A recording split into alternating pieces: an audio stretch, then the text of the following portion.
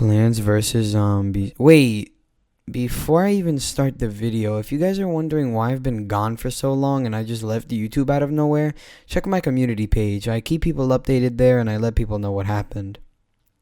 Anyway. Plants vs. Zombies. A game so simple, yet so fun. In this game, there was always something else to do, even after you completed adventure mode. But how did this game come to live? In this video, I'll be going through the story of Plants vs. Zombies and even touch up on why it hasn't been going so good these past years.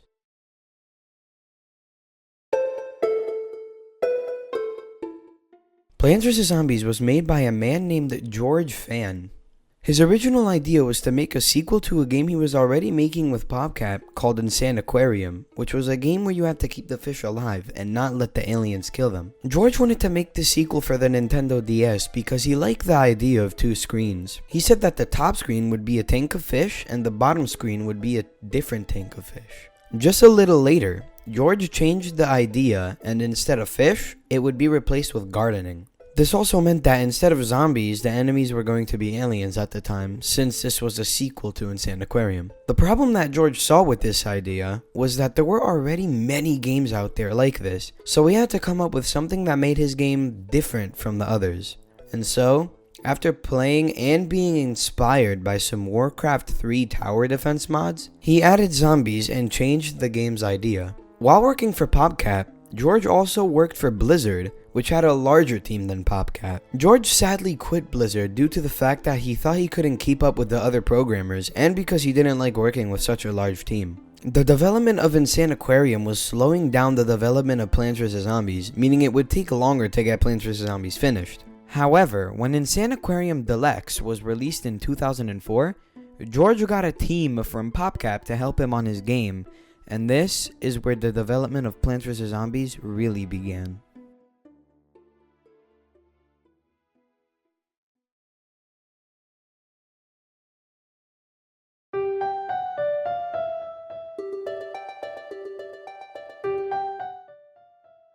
The development of Plants vs. Zombies began in 2004. George decided that his new idea was going to be that instead of protecting the fish from aliens by just clicking on the aliens to kill them, like you did in Insane Aquarium, you protect your house by using plants to kill zombies trying to get into your house. In pretty early development, the zombies had a night-looking helmet on their head, and the game looked like this. If you want to actually play the first known prototype of Plants vs. Zombies, there is a fan-made game that looks just like the real thing, which I will link in the description below. Anyway, when the game was in a pretty early state, George wanted to name the game Plants vs. Zombies, but PopCap thought it was way too simple, so they tried naming it Dawn of the Dead, as a reference to one of George Romero's films, Dawn of the Dead. However, to name it Dawn of the Dead, they had to ask George Romero, the director of the film, for permission. So, PopCap sent a video to George Romero of someone dressed up as a zombie trying to program a computer whilst asking for permission to name their game Dawn of the Dead. Sadly, George Romero declined. Other names PopCap tried naming the game was Residential Evil as an obvious reference to Resident Evil, Bloom and Doom, which they didn't use for their game title but instead for the seed packet manufacturer, which you can see in the game, and many more. After going through this many titles for the game, they just stuck with Plants vs. Zombies. When the game was released, it was a massive success. Plants vs. Zombies was released on May 5th of 2009 on Windows and Mac. When it launched on computers, there weren't too many people playing it, but when they made a port for Plants vs. Zombies on iOS and Android, the game started to become an icon. They later made ports for this game on Xbox 360, PlayStation 3, Nintendo DS, PS Vita, BlackBerry, and etc. Plants vs. Zombies became such a success, it got Game of the Year. After a couple years in 2011, Electronic Arts bought PopCap for a whopping total of $750 million, and this purchase changed many things for Plants vs. Zombies.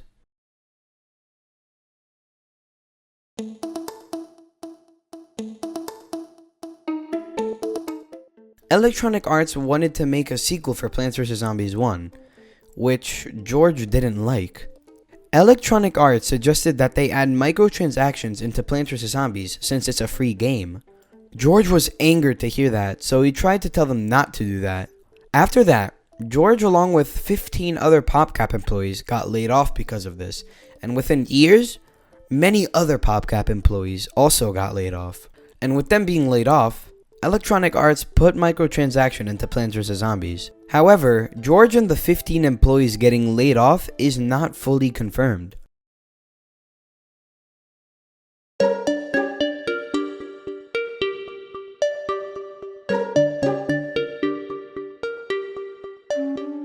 Plants vs. Zombies 2, made by PopCap and Electronic Arts, came out on July 9th, 2013, and it was a sequel to Plants vs. Zombies 1 that many people loved. The only problem that people noticed with this game was the microtransactions. You could buy plants, coins, gems, and etc. And the plants were very overpowered. And even to this day, they still add premium plants that you can spend money on or earn in arena mode.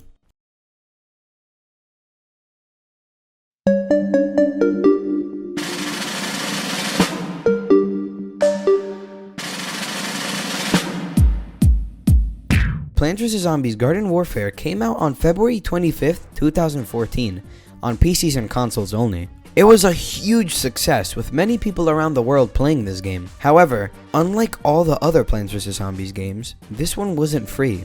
In US dollars, this game was $29.99, but that didn't stop people from playing it.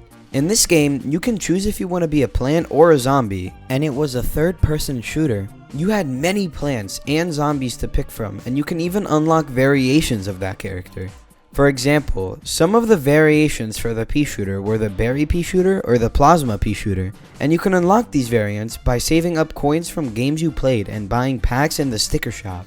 There were also many game modes. Some of the most popular ones were Team Vanquish, Gardens and Graveyards, Gnome Bomb, Garden Ops, and more.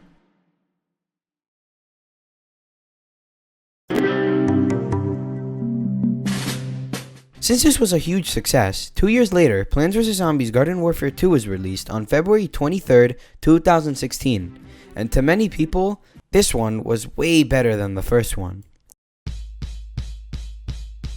There were even more things to do here, having a campaign-like story for both plants and zombies, and new characters to choose from. The new characters for the plant side were Citron, Rose, and Corn, and the new characters for the zombies were Superbrains, Imp, and the Pirate. The game modes were almost the same thing as Garden Warfare 1, but that didn't stop people from liking it.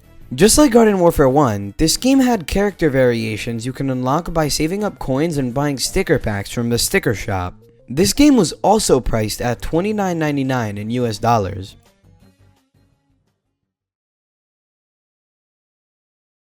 After this game, Plants vs. Zombies Battle for Neighborville was released 3 years later on September 4th, 2019. For this game, many people were disappointed. Unlike Garden Warfare 1 and 2, the character variations were gone. This game had 3 new plants and 3 new zombies on release, just like Garden Warfare 2. For plants, there were Nightcap, Snapdragon, and Acorn. And for zombies, there were the 80s action hero, Electric Slide, and Space Cadet. A lot of people were annoyed at the new plans because they were all very strong compared to the zombies, and the gameplay was very weird to many people. Sadly, this game flopped and died very fast. In 2020 or so, I actually tried to play this game myself again, and there was actually almost no one on this game. Electronic Arts also stopped updating this game.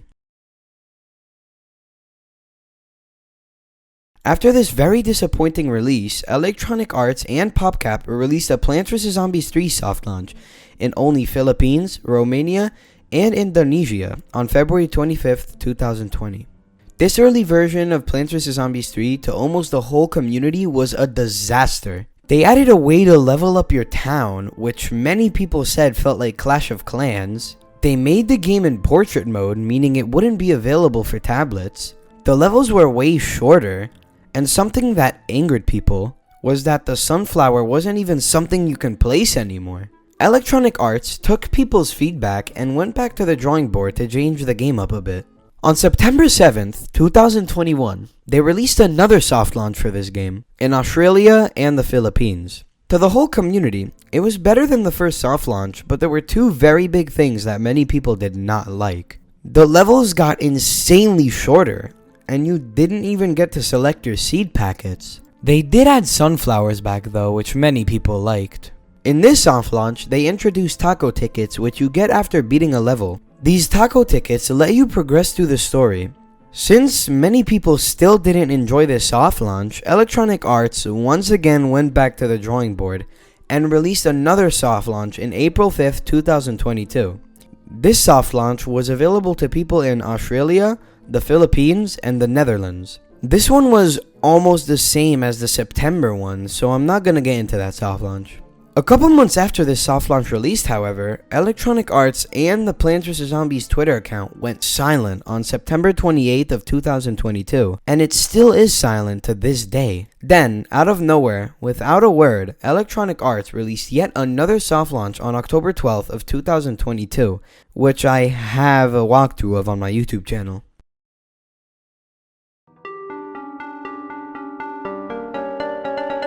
This soft launch was almost as similar as the April and September soft launch, but there were two big changes that made the community very mad.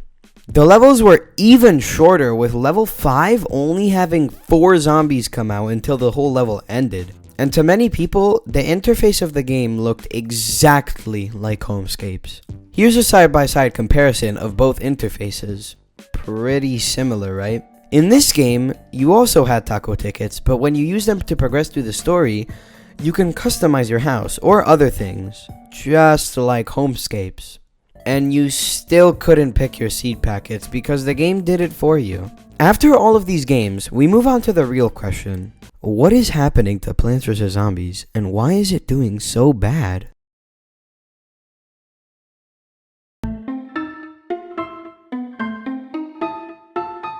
Well, many people think it's because of Electronic Arts buying PopCap, but to me, it isn't. I think it's because Electronic Arts and PopCap are trying too many new things and they're getting off track with Plants vs. Zombies. Plants vs. Zombies is meant to be a tower defense game, and to me, Plants vs. Zombies 3 is more of a puzzle game than a tower defense. Some people have been saying that Electronic Arts should just cancel Plants vs. Zombies 3 altogether and just make a Plants vs. Zombies remastered so that they can try to return to the past and get an idea of what they should do for their next games. And I think that's absolutely correct. I think the reason the Plants vs. Zombies franchise isn't doing so well is because Electronic Arts keeps trying to do something new, and I don't think that they should do this. After all, Plants vs. Zombies was loved by many people because of how it used to be, not because of how they make it to be now. Anyway, have a good day, and peace.